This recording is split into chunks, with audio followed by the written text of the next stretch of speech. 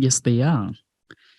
Mhm. And manifestation is also about mindset, right? And I've listened to your episode with Tom, which I'm pretty sure you really enjoyed.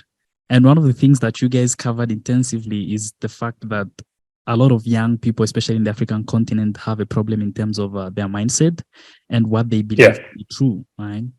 And Mm, so, mm, mm, mm, how do mm. we ensure that people, in as much as they try and work hard, right, and they try and put in their best effort, but how can we free them into thinking, into having a mindset that makes them believe, you know what, despite my disadvantage, right, despite all the constraints that I've put before me, I can do this, right? I can still achieve what I want to achieve. So is this like old school motivation? You know, there's these like generation one motivational speakers who used to say things like tough times don't last and tough people do, you know. And let's say in life you must practice the 7 P's. Proper prior planning prevents a painfully poor performance, you know. This is like generation one, like 1960s, 1970s style of motivational speakers. And then came that like really deep thinking school of Bob Proctor and those kind of guys.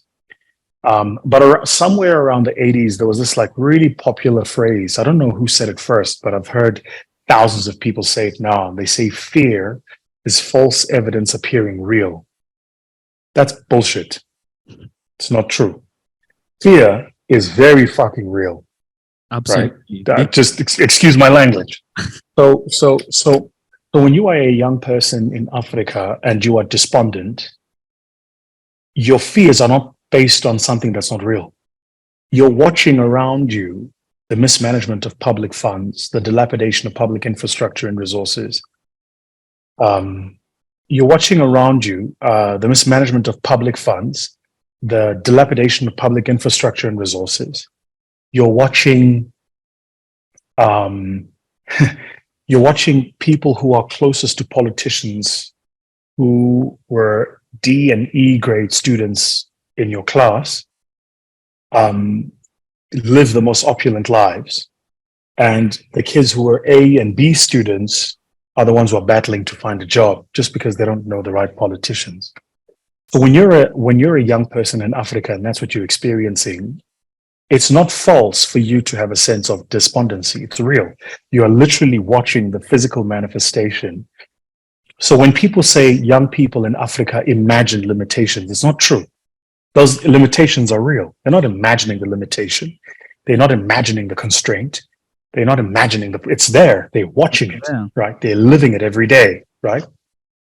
I think that rather than say that, they're imagining something that's not real, we perhaps should spend our time thinking about teaching them how to exist as the best version of themselves in the environment that they're in. And for me, that's my frustration. I often see, people who run these programs that make perfect sense if you're running that program in the Northern Hemisphere somewhere in the US, but it doesn't for the environment in the market that you're delivering this program in.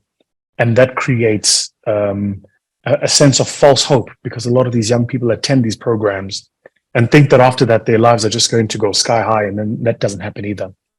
But I will say to each and every single one of those young people who may be watching this conversation that your mindset is a fact. It's not an imagination. And what I mean by that is this: your mindset is the concrete and the highway of your life. And so wherever the freeway and highway of your life goes, the concrete that's building that is your mindset. And having a positive mindset, a growth mindset, an abundance mindset is difficult in an environment of negativity, fixed and constrained, but it's not impossible. And the opportunity you have is to constantly check yourself mentally and make sure that you're thinking in that growth mindset's way. Haven't you noticed why? Have you seen this? Like, have you ever noticed how a young African person will leave their country in Africa somewhere, move somewhere else, the Middle East, the US, Europe, and all of a sudden they start being uber successful, like ridiculously successful? It's because the environment they're in is the kind of environment with a mindset of growth and abundance is easier to metastasize than the environment they come from. But we have real work. I mean, quickly, and I don't want to, we have real work. Right now, as we speak in South Africa, there's load shedding. There's no electricity. I'm lucky where I am. I'm in Sandton. I'm in the richest square mile in Africa. My office is on the 5th floor overlooking Rivonia Road. Right across my office, I look at Sandton City, the mall, as people are driving in and out. I can see it. I'm lucky. I'm in the 0.001%. So when electricity power cuts hit, when I'm here at the office, we keep going because the office we're in is built in such a way that it can continue to go. But for most people running small businesses out there, that's not the case. For most people trying to raise children in their homes, that's not the case. And what happens when something like that happens, when there's no electricity, high inflation, no jobs, is people have a mindset of constraint. And it's difficult to say to those people, your mindset is not, a mindset is a fact. They are physically experiencing no power, no jobs, high inflation. They are physically living it. And I don't want to be one of these guys that says mindset, it's not true. Mindset is not something you imagine. It's a fact, but it is a fact you have the opportunity to tell yourself. You can wake up in the morning and change the script. It's more difficult in environments of constraints, but more difficult doesn't mean it's impossible. I believe there are people who will be listening to this and saying, well, that's true. I think I have a constraint mindset. But where do I begin to change? Where does the change start? It's a good question. Where does the change start? Let me think about this. So the first thing you can control, it kind of starts inside out, right? And I've not thought about the answer to this, but intuitively, I want to say that what I would control first is what I let in before I worry about how it comes out.